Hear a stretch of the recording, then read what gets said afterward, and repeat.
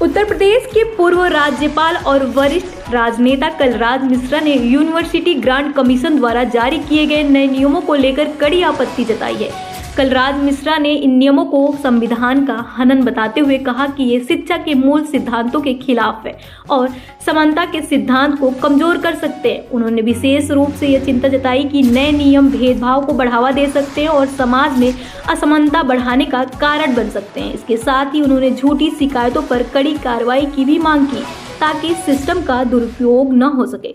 कलराज मिश्रा का यह बयान शिक्षा क्षेत्र में नए नियमों को लेकर बढ़ रही बहस को और गंभीर बना सकता है। उनका कहना है कि इस तरह के नियमों को लागू करने से पहले सभी वर्गों की समानता और संवैधानिक अधिकारों का पूरी तरह ध्यान रखना चाहिए। किसी के साथ भी भेदभाव हो तो शिकायत करने का अधिकारी है, कर सकता है शिकायत। अब उसमें देखने की आवश्यकता है कि कितने सही शिकायतें हैं, कितने झूठी शिकायतें।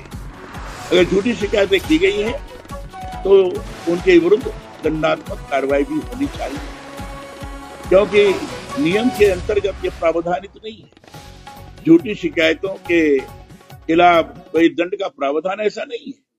हमारा कहना है झूठी शिकायतों के खिलाफ भी दंड का प्रावधान होना चाहिए। तो ये चीज नहीं है, हमारा कहना है ये होना चाहिए।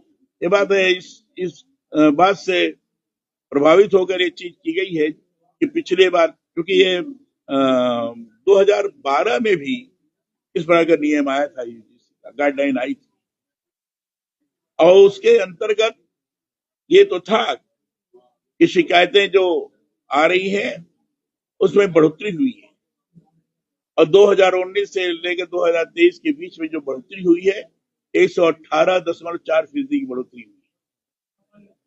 लेकिन जो विद्यार्थियों की संख्या है उनके अनुपात में बढ़ोतरी देखें तो बहुत कम है, नहीं के बराबर मानी जाएगी। लेकिन निवारण समिति ने कहा है कि इसमें ज्यादातर शिकायतों का निस्तारण कर दिया गया है। लेकिन जब उससे पूछा जाए भाई इसमें झूठी शिकायतें कितनी है, जो शिकायतें आई हैं इसमें झूठी शिकायतें कितनी है, उसका उसमें कोई विवरण नहीं है। उसी आधार पर सुप्रीम कोर्ट ने कहा था कि फिर से नई गाइडलाइन बनानी चाहिए, और नई गाइडलाइन के अंतर्गत किया आया कि जातिगत भेदभाव को और बढ़ावा दे दिया गया, जो गैर संवैधानिक।